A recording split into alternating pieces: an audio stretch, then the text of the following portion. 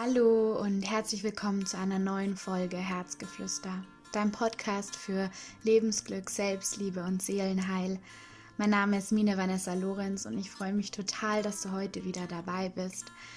Und die heutige Folge ist situationsbedingt. Wir alle wissen es und uns alle beschäftigt es.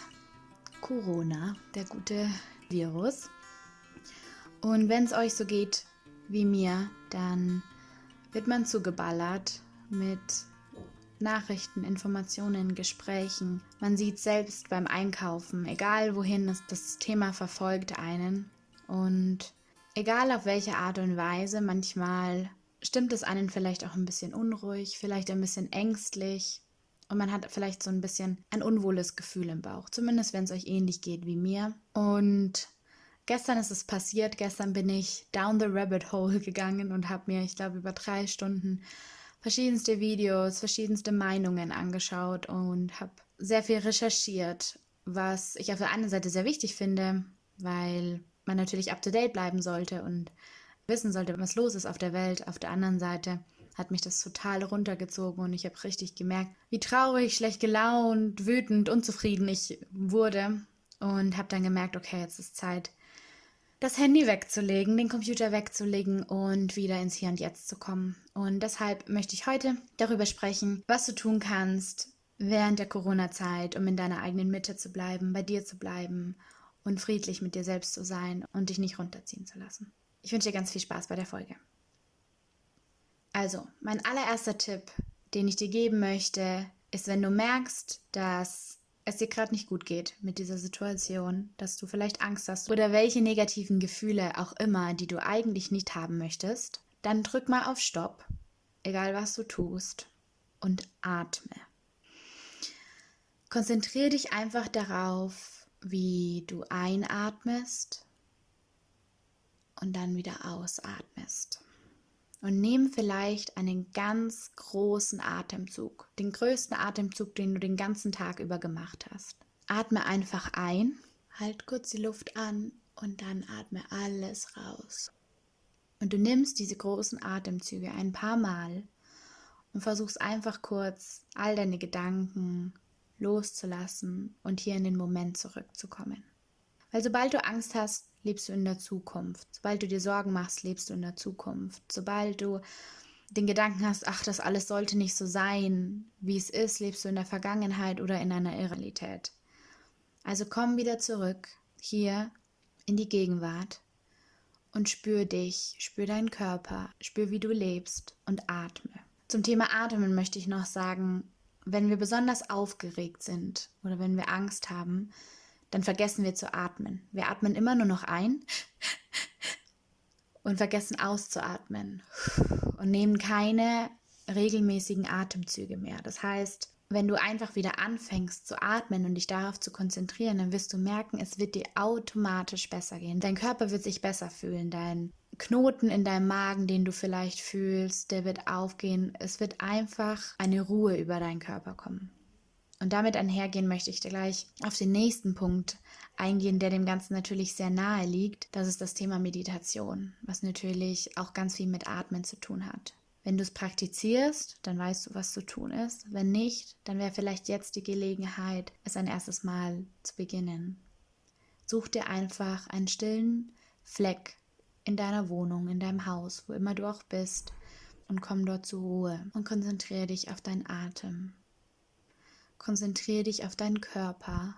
Du kannst anfangen bei deiner Fingerspitze zum Beispiel und stell dir vor, wie du deine Fingerspitze berührst. Und dann konzentrierst du dich für eine Weile einfach nur auf deine Fingerspitze und spür sie. Und wenn du das Gefühl hast, gut, du hast sie jetzt gespürt, dann kannst du den Bereich ein bisschen erweitern und kannst vielleicht auf die ganze Fingerkuppe gehen. Danach dann der Fingernagel und so weiter. Und das kannst du so lange machen, bis du wirklich merkst, deine Gedanken wandern nicht mehr fort. Sie sind hier im Moment. Und jedes Mal, wenn sie es tun, wenn sie fortwandern, dann hol sie wieder zurück. Ganz liebevoll, ohne dich selbst dafür zu maßregeln, sondern einfach, okay, die Gedanken sind wieder weggewandert. Ich komme wieder zurück, hier in den Moment, hier zu meiner Fingerspitze zum Beispiel oder zu meinem Atem. Also mir hilft es total, meine Ruhe wiederzufinden und einfach mir wieder bewusst zu werden, meine Gedanken und mein Kopf haben mir mal wieder einen Streich gespielt. Ich habe 1000 Ängste durcherlebt, einfach nur in Gedanken, die noch gar nicht Realität sind. Und eigentlich gibt es gar keinen Grund, gerade jetzt Angst zu empfinden, weil gerade jetzt in diesem Moment bin ich nicht in Gefahr. Das ist eine Sache. Eine andere Möglichkeit, um wieder zurück zur Ruhe zu kommen und deine Sorgen ein bisschen leiser zu drehen oder vielleicht sogar mal auszuschalten, ist, nimm Abstand von all den Medien, von all den Newsflashs und all den Informationen, mit denen wir momentan zugeballert werden, aus allen Richtungen. Wie gesagt, ich sage es nochmal, es ist nichts Falsches daran, sich zu informieren und zu wissen, was los ist in der Welt, aber nimm dir da vielleicht Zeit jeden Tag für eine Stunde und dann ist gut. Dann mach's aus und geh in die Natur. Geh in die Natur, geh in den Wald, geh auf Felder, was auch immer und mach dir wieder bewusst, wie schön es auf dieser Welt ist, wie schön die Welt ist. Und während all der Zeit geht es der Natur wundervoll. Die blüht und die erstrahlt und mir persönlich gibt das so viel Ruhe und so viel Zuversicht und so viel Glück, wenn ich einfach sehe, wie jetzt im Frühling die Blüten gesprossen sind und wie die Vögel glücklich zwitschern und singen. Geh einfach in die Natur und finde dort deine Ruhe. Für mich ist das jedes Mal eine Riesenheilung. Ein nächsten Punkt, den ich dir sagen möchte, was du tun kannst, um während Corona-Zeiten in deiner Mitte zu bleiben, ist, hab Spaß. Ich weiß, wir sind alle eingesperrt mehr oder weniger zu Hause und wir können uns nicht so bewegen, wie wir uns das vielleicht vorstellen, aber es hält dich nicht davon ab, trotzdem Spaß zu haben. Lass dir das nicht verderben.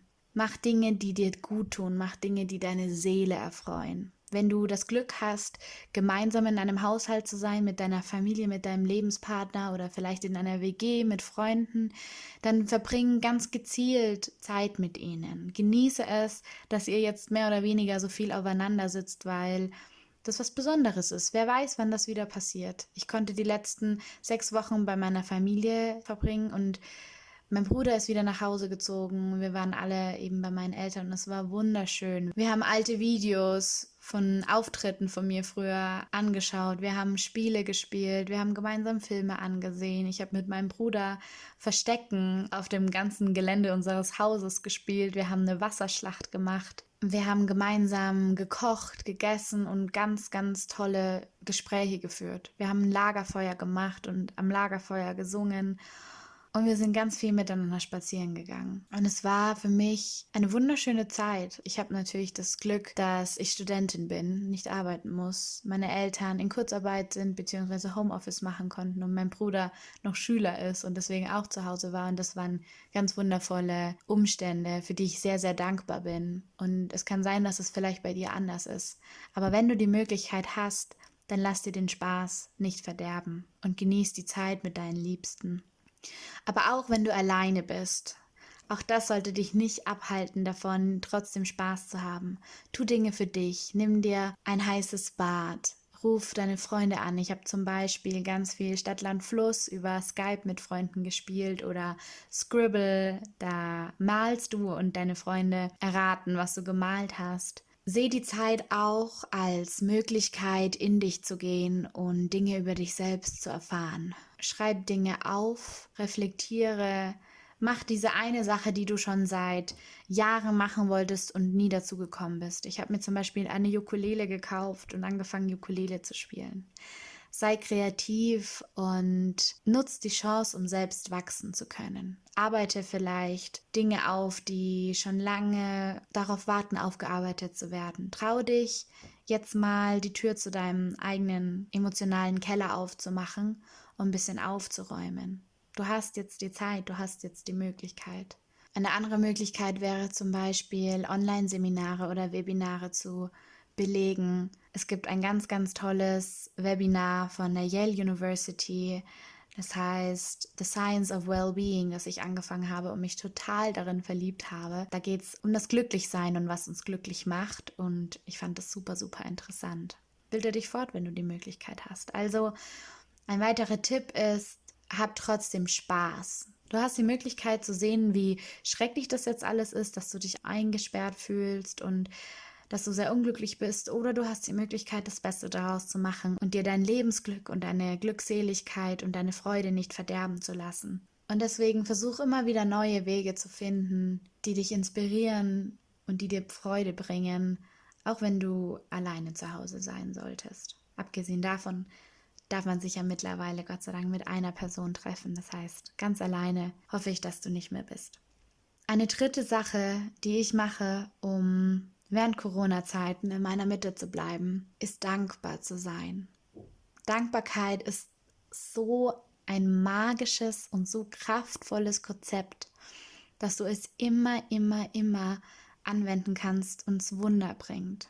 Einfach weil es dir immer wieder zeigt, wie reich du bist, wie schön das Leben ist, anstatt dir zu zeigen, was du nicht hast und was nicht gut läuft. Schreib dir auf, wenn du möchtest, jeden Tag 10 Dinge, für die du dankbar bist. Ich mache das nach wie vor. Und auch jetzt während der Zeit fallen mir genug Dinge ein, weil es gibt nach wie vor so viele Dinge, für die wir dankbar sein dürfen und dankbar sein können. Uns geht es nach wie vor so gut, auch jetzt. Und wenn es dir ein bisschen schwerer fällt, das zu sehen, dann erst recht. Setz dich hin und überleg dir, für was du dankbar sein kannst. Und mit dieser Dankbarkeit wirst du automatisch mehr in den Frieden kommen und somit auch mehr in deine Mitte.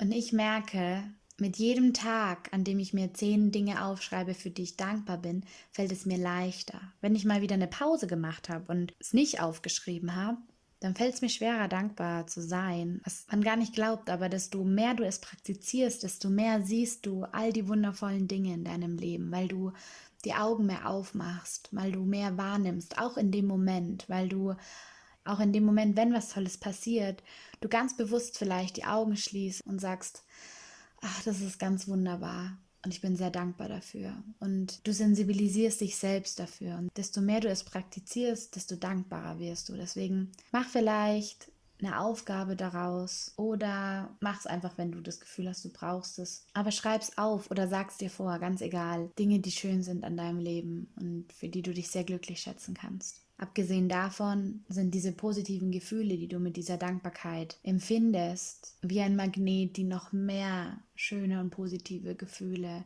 in dein Leben anziehen. Genauso wie es andersrum ist, dass wenn wir viele negative Gefühle haben und viel Angst und vielleicht Wut oder ein Ungleichgewicht, dass wir auch damit noch mehr davon in unser Leben einführen. Also Energy flows where attention goes. Das heißt, da wo du deine Energie hinfixierst, so wie du schwingst, so wie du dich entscheidest zu denken und zu fühlen, da wird deine Energie auch hinfließen und da wirst du auch noch mehr davon bekommen. Also, mein dritter Tipp, um während Corona-Zeiten mehr in deiner Mitte zu sein, ist Dankbarkeit. Und dann liegt mir noch am Herzen eine letzte Sache, die ich gemerkt habe, die letzten Male, jedes Mal, als ich beim Einkaufen war. Und zwar ist es die Thematik, dass ich das Gefühl habe, dadurch, dass wir jetzt alle 1,50 Meter Abstand voneinander nehmen müssen und jetzt auch alle Masken tragen müssen, dass es eine ganz unschöne Stimmung gibt, wenn man zum Einkaufen geht und auf andere Menschen trifft. Man fühlt sich irgendwie beobachtet oder man hat Angst, irgendwelche Regeln nicht richtig auszudrücken. Und was mir auch oft aufgefallen ist, dass durch die Angst, die so viele Menschen fühlen, sie auch sehr wütend sind und teilweise leider auch sehr unfreundlich und das an ihren Mitmenschen auslassen. Und ich weiß, dass es momentan eine Ausnahmesituation ist und dass viele Menschen wahrscheinlich sehr, sehr, sehr darunter leiden und es als sehr, sehr schwierig empfinden. Und dass es auch sehr, sehr unschön ist, diese Masken tragen zu müssen und auf Abstand zu gehen. Aber all diese Umstände bedeutet nicht, dass wir nicht weiterhin liebevoll miteinander umgehen können und nett zueinander sein können. Genau jetzt, in dieser Zeit, sollte das eigentlich ganz besonders der Fall sein. Das heißt, sei freundlich zu deinen Mitmenschen. Ich weiß, man sieht es vielleicht nicht immer unter der Maske beim Einkaufen, aber die Augen lächeln mit, deswegen lächel. Und lass deine Mitmenschen fühlen, dass nicht jeder ein Einzelkämpfer ist, sondern dass wir alle zusammen im gleichen Boot stecken und dass wir uns entweder dafür entscheiden können, unfreundlich miteinander umzugehen oder eben nicht und sehr, sehr verständnisvoll und liebevoll miteinander zu sein. Und dass es vielleicht jedem Einzelnen von uns mehr Vertrauen und Rückhalt geben würde. Außerdem schenkst du mit jedem Lächeln, das du jemandem anderem schenkst, auch dir selbst ein Lächeln und mehr Zuversicht und treibst deine eigenen Endorphine hoch, weil es dir gut tut. Deswegen, wenn du aus dem Haus gehst, beobachte deine eigene Einstellung und deine Gefühle gegenüber anderen und sei vielleicht ganz bewusst freundlich, zuvorkommend, verständnisvoll und liebevoll zu all deinen Mitmenschen. Und vergiss nicht dein eigenes gutes Herz, das in uns allen steckt. Ich persönlich schöpfe da immer sehr viel Kraft daraus, wenn ich schöne Interaktionen mit meinen Mitmenschen habe. Und mir ist einfach die letzten Male aufgefallen, dass noch sehr viel mehr als normalerweise, ich weiß, es ist typisch deutsch, dass viele Leute bei sich bleiben, aber noch viel mehr als normalerweise jetzt keiner was mit dem anderen zu tun haben möchte und man fast so ein bisschen ruppig, aggressiv und einfach ein bisschen unfreundlich miteinander umgeht. Und es liegt an jedem Einzelnen von uns, das zu verändern. Deswegen trag ganz viel Liebe raus in die Welt und verbreite sie und nimm andere Menschen mit offenen Herzen und offenen Armen sinnbildlich an und lass sie rein zu dir in dein Herz. Ja, genau. Das waren jetzt 4 Tipps, was du tun kannst, während Corona-Zeiten in deiner eigenen Mitte zu bleiben. Ich fasse es nochmal ganz kurz für dich zusammen. Nummer 1 ist, bleib ruhig und drück auf Stopp, wenn du das brauchst. Atme, meditiere, geh raus in die Natur, tu was auch immer du brauchst, um mal eine Pause einzulegen von all dem, was uns jeden Tag eingetrichtert wird und all dem, was uns vielleicht Angst macht oder Sorgen. Und entscheide selbst, welches Maß gut für dich ist und wann es aufhört, gut für dich zu sein und für deine Psyche zu sein. Und schau dann nach innen, hör da auf dein Herz. Du weißt es am besten, deine Intuition spricht für dich. Nummer 2, hab Spaß nach wie vor. Du musst dir den Spaß nicht verderben lassen und find immer wieder neue Wege, Spaß zu haben, zu lachen und glücklich zu sein. Das Leben ist nach wie vor wunderschön. Und vergiss es nicht. Du hast nach wie vor wundervolle Menschen in deinem Leben und nach wie vor gibt es viele Dinge, um darüber glücklich zu sein. Was Hand in Hand mit meinem 3. Punkt geht, und zwar Dankbarkeit. Sehe all die Dinge, die du hast, sei dankbar dafür, anstatt die Dinge, die gerade vielleicht nicht so passen. Und Nummer 4, spread kindness.